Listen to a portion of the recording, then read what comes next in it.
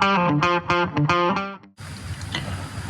folks, thanks for tuning in to our Tackle Tip Tuesday. It is a nasty outside, so things you can do when you can't go fishing but still get your fishing fix is make some jigs. So in a garage today, using our dual mold short shank jig. If you're like me, you throw a lot of these and they aren't getting any cheaper, and for 30-40 bucks you buy the mold, get some lead, got some of these little chunks of lineman lead. It's pretty cheap, or you can use your old weights even.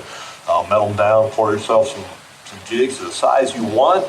Then you get to go back to old school and do a little crafting and paint them up kind of whatever color you want. We got some chartreuse and glows on here. A lot of stores are out of stock, or they don't have your colors, or you can make 100 of these for the price that you're going to spend maybe, to get 10 of them or something. Now, I buy plenty of jigs as well because there's certain things I like on certain ones, but we're in the garage today watching a Bassmaster Classic behind us and pouring a bunch of jigs. So as a guide, I'll go through a ton of these in the summer because I like to throw them in the trash, which means the rocks and the trees and places we're going to probably lose a few. So having more than enough in the boat at all times is paramount, because I don't want to not run out of bait. I don't run out of jigs and hooks. So I love to jig fish, so have a lot of jigs. Pour yourself your own jigs. Quick little video on just pouring a few and then mixing them up. I use a Protect paint.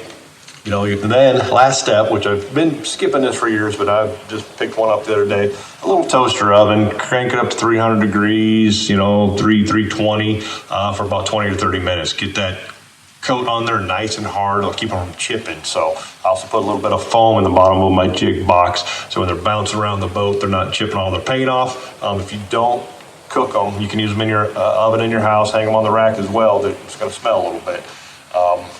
They're going to chip a lot easier. So I've had plenty of chip jigs laying around, and it drives me nuts. So for 20 bucks, buy a little toaster oven, cook them in there, make that a lot harder. I've already tested it. I've thrown a few on the ground that didn't chip, so it clearly works, and I'm going to keep this paint on there longer. So a couple little tips there.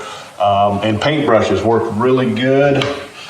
Take your just your little crafty paint brushes, and if you stick them into that Protect powder coat down there, you'll get this kind of a flared in. And then if you just want to sprinkle a little bit of color on, you just kind of tap them like you're knocking your ash off your cigarette if you're smoking. But you can see it put a little bit of different color on there and some glitter.